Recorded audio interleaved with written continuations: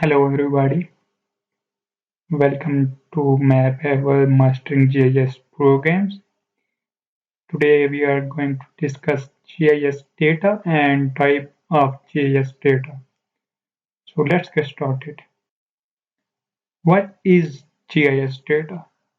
GIS data, also known as spatial data and geospatial data. It is a particular type of information about either the physical objects or physical location of data that can be constituted by numerical values in geographic collaborate system. Generally, the use of spatial data is for representing the location, size, and shape of the object on the Earth's surface, such as mountain, lakes, flat ground, townships, etc. On the top of that, spatial data may include attributes which can be given more information of the entity that is being represented. All the features on the Earth surface have some spatial location. Even if you see a tree, it has its own spatial location. Types of GIS data. There are two major types of GIS data, which are raster data and vector data. Raster data is basically grid-based data, and vector data is basically coordinate-based data. And the main difference between these two data is raster is in the form of pixels and vector is in the form of geometry. Now we are going to talk about coding raster data. Coding raster data means how the raster data can be coded and displayed in a colorful image. Here you can see different colors representing different features, like green color are showing forest, then blue color for water, then the shaded features showing soybean field, then houses and something else. So how these things are recorded and displayed on the screen. All these features have some DN value. DN stands for digital number. Now you can see if I first check this first box with representing a single pixel. You can see there is box that is a single pixel. Here you can also see this is the same box. Here you can see the front end image, and here you can see the back end image. Now let's get started to see what is in the back of this color. So you can see grid is shown on the whole image. Let's get transforming. DN number 1 is shown forest, DN number 2 is shown water, DN number 3 is showing river, and DN number 4 is showing soybean. Same it with all the features present on this image. Now you can see I'm going to transform second row into DN number. Now you can see all the numbers are shown. The third one also has some DN numbers. Repeat all the steps with.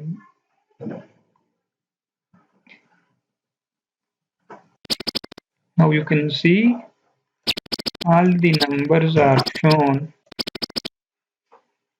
Number 1 means is showing greenery or forest. Now you can see here forest area and DN number is 1. Here you can also see in forested area.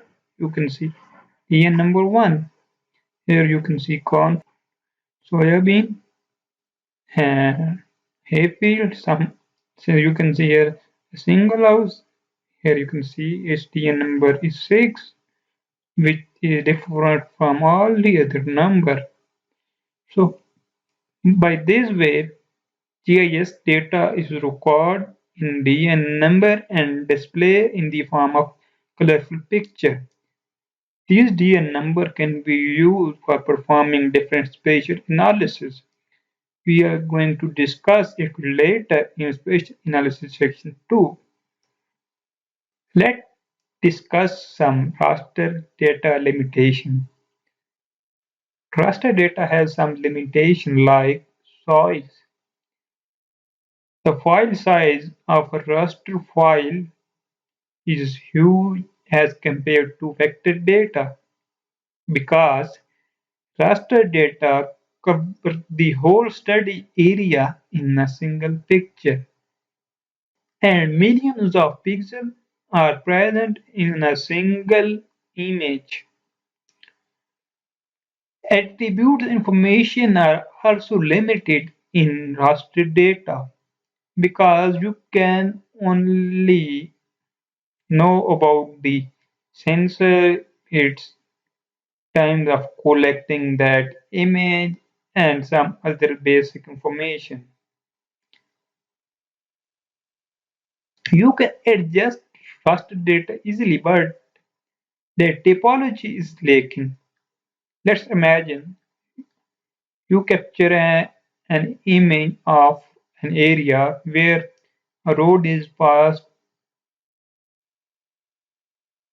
below the mountain. So you can see a road is shown on the image, but when the road is passed below the mountain, you can see only mountain. Road is cutted. You can't perform analysis in geodatabase by using raster data grids. So all these are the limitation of raster data, but still it is a huge resource of spatial data and it uses almost every single minute in every field of science like topography, surveying, aerial photography, cartography, photogrammetry, etc. What is vector data? As we discussed, vector data are in the form of geometry, so we can represent it with polygon, line, and points. Vector data are stored in different formats, like in shapefile. Shapefile is the standard GIS format created by Esri for storing vector data.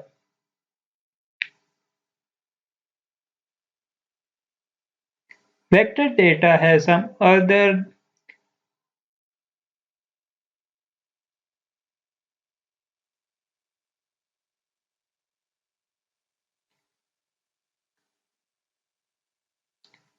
Vector data can also be stored in other formats like multi-points, annotation, dimension, coordinate geometry, cadastral fabrics, network, and multi-patches in the geodatabases as vector data.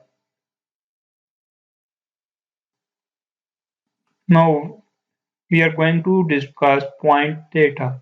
Here you can see these red dots are the points on the real world. And the next box you can see a table and the third one showing the resulting image. So let's get started to know how the point stores and what is behind these points that displaying these points on its actual location. Now you can see these x and y axis. Here is x axis and here is y axis. X axis and y axis are representing longitudes and latitude. X represent longitudes and y represent latitudes. These longitudes and latitudes were generated by using mathematical formulas. Now let's check how the point 1 is located on the Earth and its coordinates will be generated by using these x and y axes. Here these dotted lines shown the location of 1 on the y-axis as well as on the x-axis. These data is stored in the form of table. Here you can see point 1 x value that is in the start of this axis and then its y value.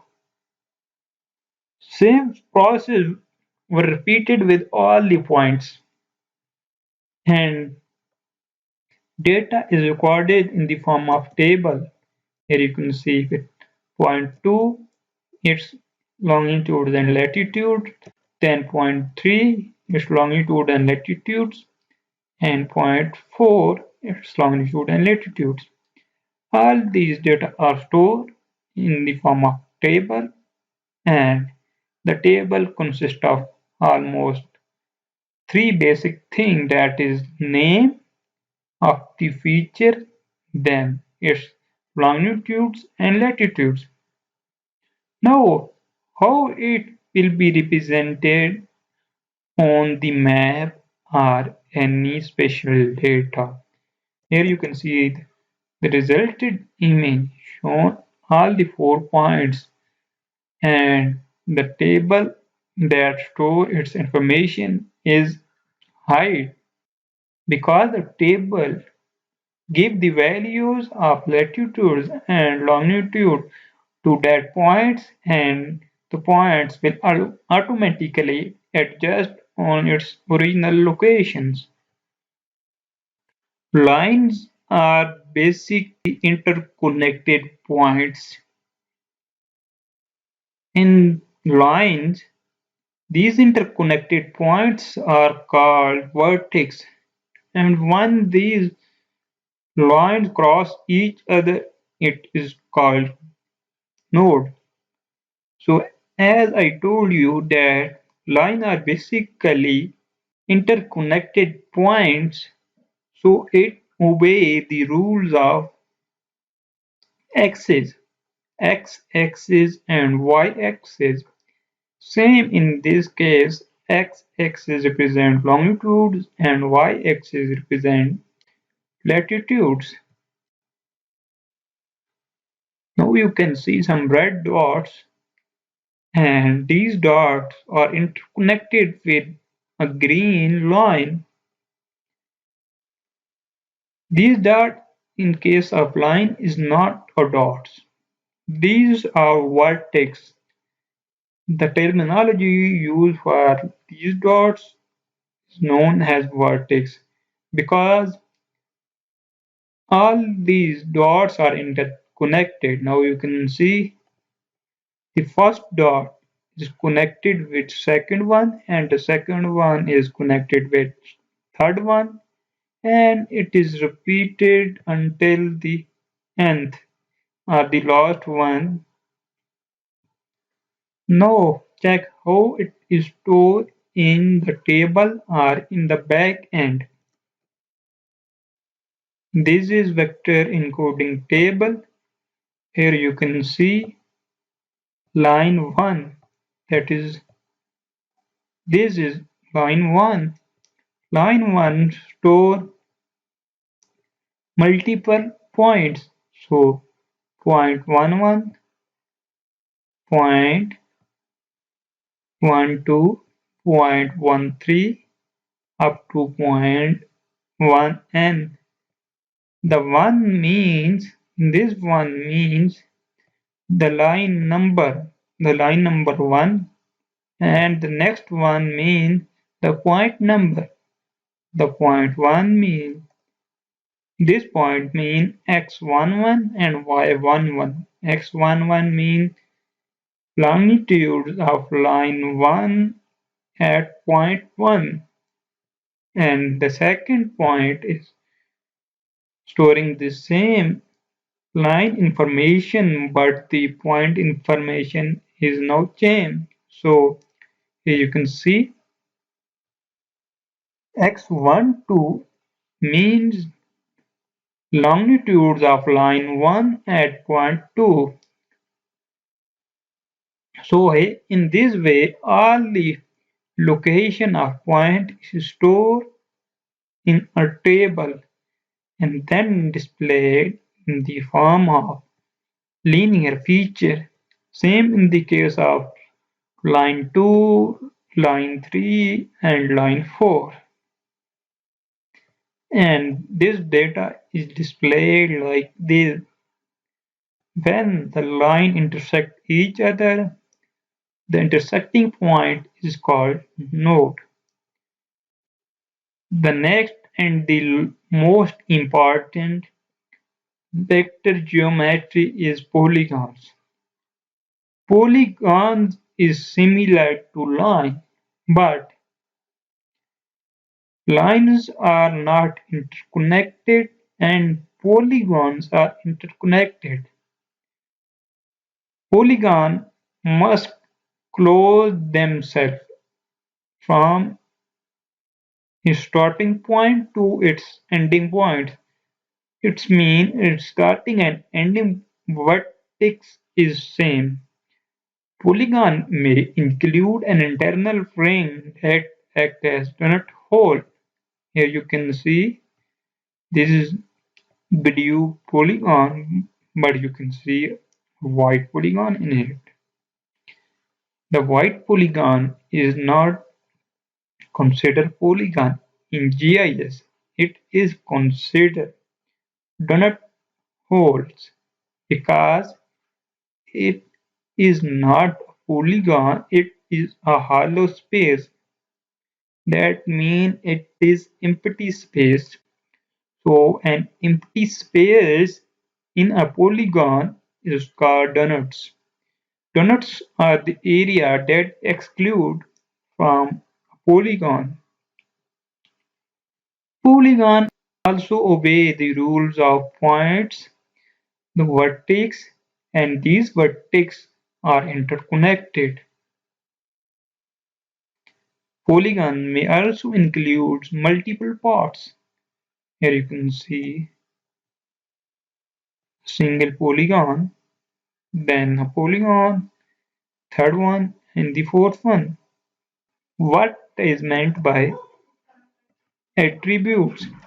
Each vertex features attributes are the information about a geometrical feature like a road is shown in a GIS format with a line and the name of the road is the attributes of that line.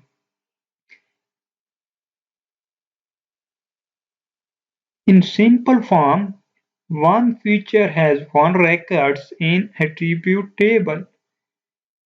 We can't delete all the attributes of a feature because when we delete all the attributes of a feature, it don't have any recognition.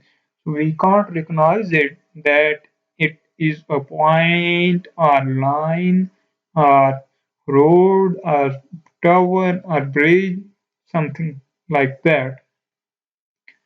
We can store multiple vector objects in one database records. Multi-points, polylines, and multi-polygons store a series of vector objects as one feature and one record. Attributes is not limited to a single feature. You can add multiple features into a single database table records attributes like multi-points, polylines, and multi-polygons to a series of vector objects as one features and one attribute table records. What is multi-part feature? When we store multiple geometries in one record, We refer to them as multipart features. ArcGIS will by default create multi-part features as output from any operation performed in our toolbox. Let's look at some examples. Long Beach is a township in Ocean County. It has four separate pieces on land. We can see these blue boundaries showing all four separate pieces of Long Beach. It is stored single record in the attribute table. Here you can see Long Beach, shape polygon, Long Beach, and county ocean. Its name Long Beach Township. It is stored in a single record that I told you in attribute section. Here are two new things come in this lecture, which are enclaves and exclaves. The feature that is stored a record inside a feature is called enclaves. Like all these blue boundaries are enclaves, and these spaces that don't have selected in this record are exclave. That means exclude from the selection. So you can now understand enclaves and exclaves. Lidar data.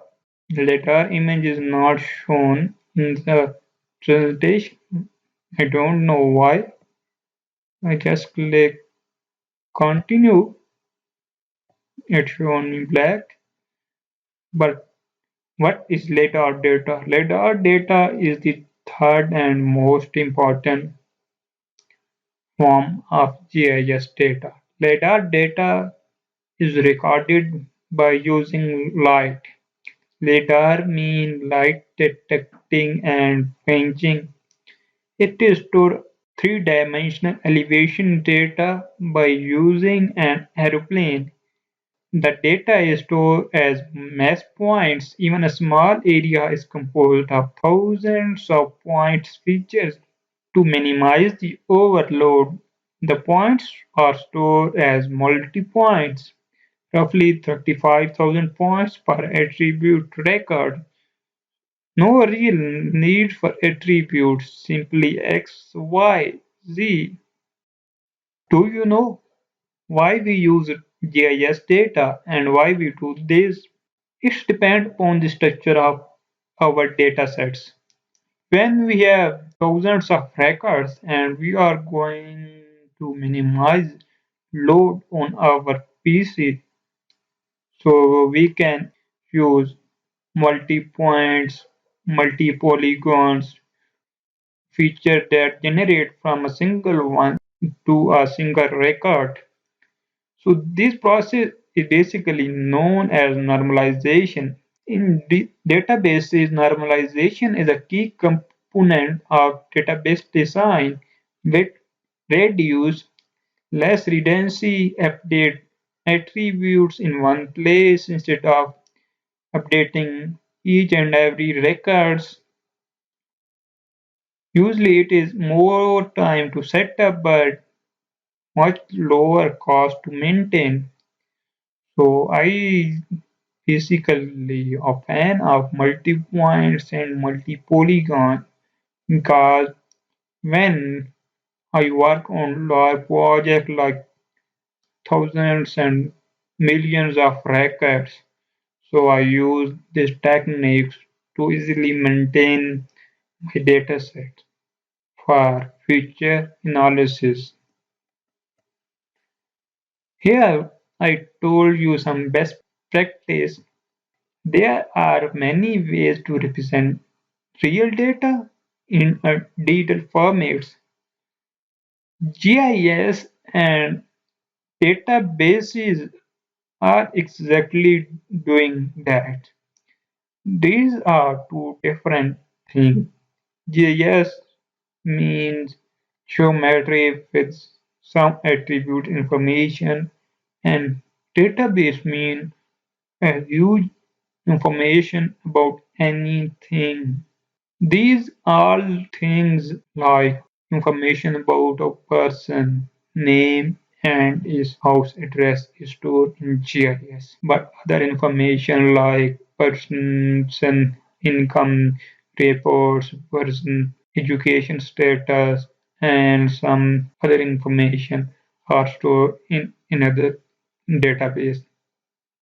By using GIS, you can handle these databases into a spatial data formats by correlating each records, and it is the best way to handle a situation regardless of software and hardware. Even though we are primarily deal with ArcGIS, thinking about the best way is the only way that you can be sure you are effectively managing your GIS system. Our lecture is now completed. Tell me about the lecture. Thank you.